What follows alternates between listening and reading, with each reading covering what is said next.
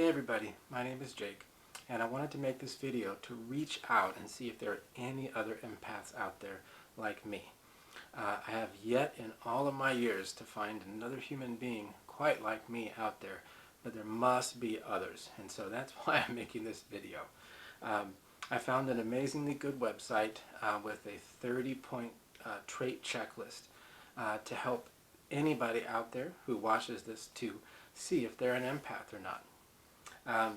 So I'm just going to, along the way, I'll give some personal information about myself so we can get to know each other. And I'm very curious to see if, after watching this, maybe some people find out that they are empaths. I don't think there's too many of us out there. And so I found this amazing website. I've been researching this for a long, long time. There's always been something a little bit different, a little bit unique about me, and like I said, I've not yet come across another person like me, and so I even went out and got my bachelor's degree in psychology to try and understand myself better and to try and understand the differences between me and everybody else, because being an empath, although it's amazing and beautiful, it can also be very, very difficult and very lonely and a bit confusing, I think, for a lot of people. When I go over the checklist of 30 different traits, you'll kind of see that things are a little bit different for us than a normal person. And so anyways, this website I found called The Mind Unleashed, and it has a 30 traits of an empath, how to know you're an empath checklist. And not only that, that's why I'm looking at my computer, by the way, my apologies, I'm going to give you a brief description of what an empath is. And this says, being an empath is when you are affected by other people's energies and have an innate ability to intuitively feel and perceive others. Your life is unconsciously influenced by others' desires, wishes, thoughts, and moods. Being an empath is much more than being highly sensitive, and it's not just limited to emotions. Empaths can perceive physical sensitivities and spiritual urges, as well as just knowing the motivations and intentions of other people. You are either an empath or you're not. It is not a learned trait. And I think that's a really good beginning. I'm curious if that's already starting to speak out to any of you. And so I'm going to go over the 30 most common traits checklist. And again, this is on themindunleashed.com. I could have done my own list, but their list is perfect, and I've searched a lot of different websites. Empaths are real people. It's a real personality. It is not supernatural. It's not psychic or anything like that. It's spiritual. It's our conscious and unconsciousness speaking to each other without us really knowing about it. And so I just want to clear that up. And so here we go. So the 30 most common traits. I won't take up too much time, but I want to at least give a small description of what each thing is.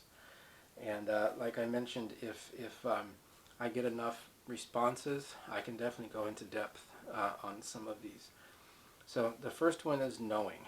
Empaths just know stuff, sometimes without being told. And it goes way beyond intuition or gut feelings. That's the number one.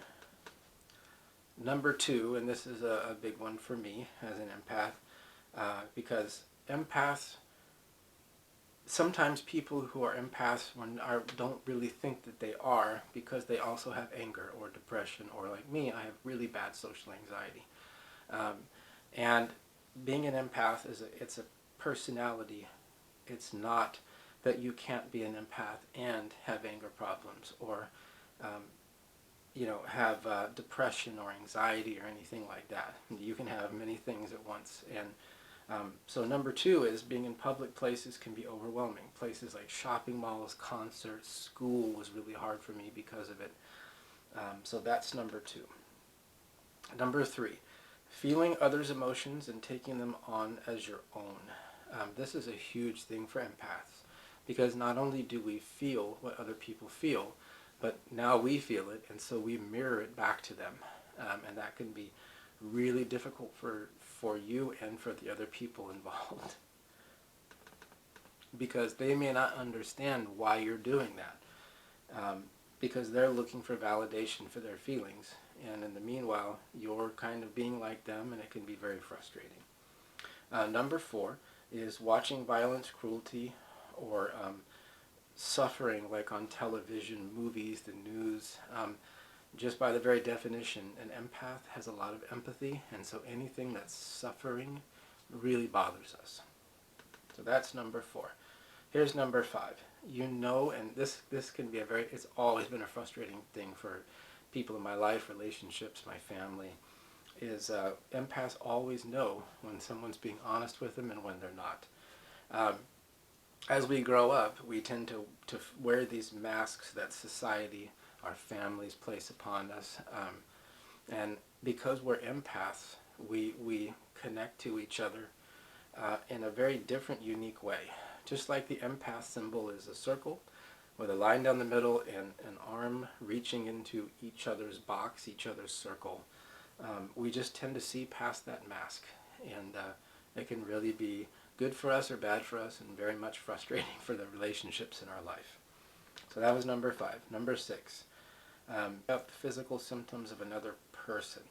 Empaths tend to have sympathy pains, but it's like sympathy pains on steroids. And so you can, somebody has a cold, you tend to get the symptoms of that. Somebody has a broken leg, you almost get to be a hypochondriac just by being an empath.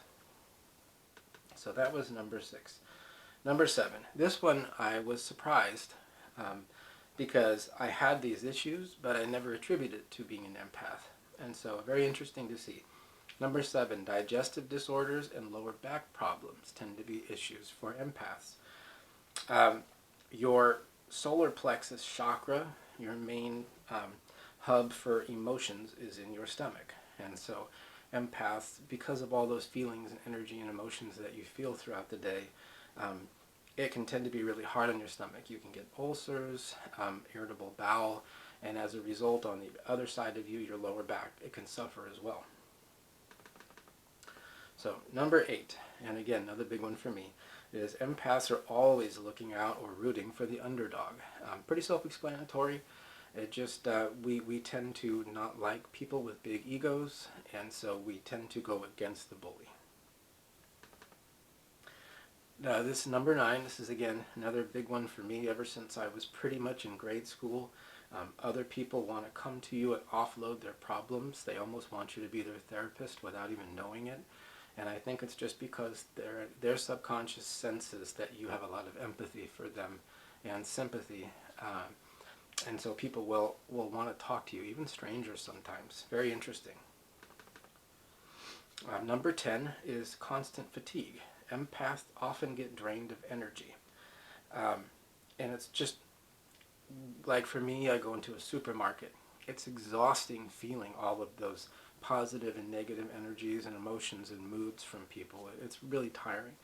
And so it can definitely take it out of you. So number 11, and this one I totally understand. A lot of empaths tend to have addictive personalities. They can get addicted to alcohol, drugs, sex, things like that. And it's pretty much just almost an attempt, especially for an empath who doesn't know they're an empath and doesn't understand why they're getting all of those extra feelings. They can tend to want to just get away from it all and drown it out. And so that makes a lot of sense. Number 12, this one doesn't really speak to me for some reason, but it says that empaths tend to be drawn to holistic healing and holistic therapies. All right, number 13 makes a lot of sense, that empaths are very creative.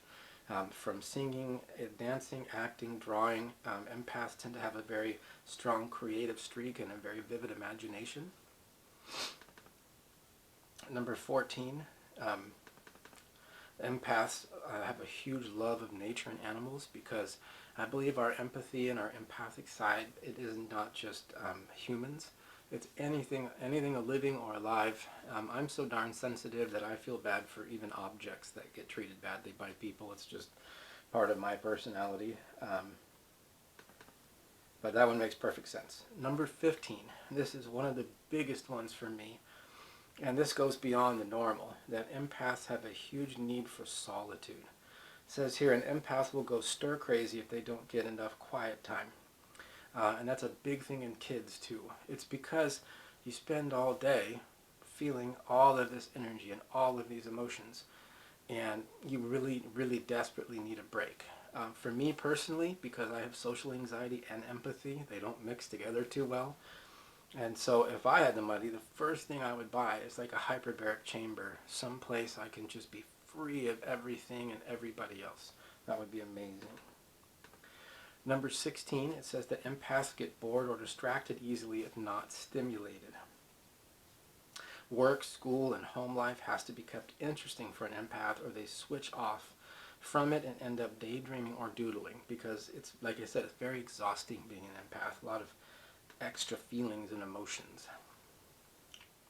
Number 17, empaths find it impossible to do things they do not enjoy. For an empath to do something they dislike is very difficult. It gets very exhausting because there's already so much going on in your mind. Alright, number 18 goes along with one of the earlier ones. It says empaths strive for the truth. And I think that's, for me, for example, I have a very strained relationship with my father, because I know he's lied to me a million times. And when I ask him about it, he of course denies it. It's very toxic for me. He's always, put me in therapy as a kid, told me I was way too sensitive, but I know I was right every single time. And if you're an empath or you're trying to figure it out, and that's a big thing for you, that you just know when someone's being honest, you know when someone's upset and they don't own up to it, they're still hiding behind that mask, then you know what I'm talking about. I can guarantee if you're a real empath that this really speaks to you. Number 19, empaths are always looking for answers and knowledge. To have unanswered questions can be frustrating for an empath, and it kind of becomes a mission to get that information. Probably has a lot to do with the last one. Number 20, a big one for me again, empaths love adventure, freedom, and travel. Empaths are very free spirits. It's probably because our journey in life is a little bit different, our priorities are a little bit different, because we're always trying to connect to people. Number 21, empaths can't stand clutter. It tends to get in the flow, it blocks the flow of energy, and it's just, with all the craziness going on in your mind, it's one less thing to have control of. Number 22, empaths love to daydream, and they can stare off into space for hours and be completely content, most likely because of a few of the other ones. It's just a way to get away from it all. Alright, number 23, and this is a really, really big one for me. It says empaths find routines, rules, or control very imprisoning, almost poisoning. I know for me personally, routines, anything that seems to have control over me, even like something as silly as street lights and stuff like that, just drives me crazy. I just need to be free because I have so much going on. I just need to get away from it. And so, number 24, prone to carrying weight without necessarily overeating. This one's a bit confusing to me. Not that I'm not got a little bit of extra weight myself, but it says here that it's a form of protection to stop negative energies from coming in, and of course it has to do with your stomach. Number 25, empaths are excellent listeners. And I think just by our very nature of being an empath and having empathy, we not only listen, but I think we feel what the other person is feeling, and so that makes us very good listeners. I think that's why empaths make very good psychologists and therapists. There's a lot of jobs out there for people like us. Okay, number 26. This is a big one for me. That empaths have a intolerance to narcissism. I know for me personally, when I'm around somebody who's a narcissist, like my father again, or who has a very large ego, it drives me crazy. And I kind of take that. I don't like the feeling that I get from them, and so I tend to react a little aggressively. Number 27. This one's pretty interesting. The ability to feel the days of the weeks, and I would add even the hours of the day. I think it's just a sensitivity to all and every kind of energy that's out there. I'm also going to add 2 extra ones on at the end of this. Number 28, and this one's pretty interesting and definitely me for sure, is that empaths will not choose to buy antiques, vintage, or secondhand anything. I always would want to have a brand new house, brand new car, new clothes. Not that I'm not, that it's not good enough for me, but it has the energy and the feelings of its previous owners. And to a really sensitive empath, kind of like myself, that would actually be an issue. Number 29. Again, this is me and not me. It says that they can sense the energy of food because they feel that they have empathy for the animals that died to give them that food. Kind of self-explanatory, that one. Number 30 says that they can appear moody, shy, aloof, or disconnected. Depending on how an empath is feeling will depend on what face they show the world. Because, like I mentioned before, a lot of mood swings, it's very difficult feeling all of those emotions. I'm going to add 2 more on that weren't on this list that I think is important. One of those is really sensitive to medications. I believe empaths are not just sensitive to feelings. They're sensitive to the earth. They're sensitive to the weather. They're sensitive to things like medications. And so they tend to affect us a little bit differently, a lot more strongly, and we usually have to take less pain medicine, depression medicine, any of it. And the last one is a sensitivity to your environment.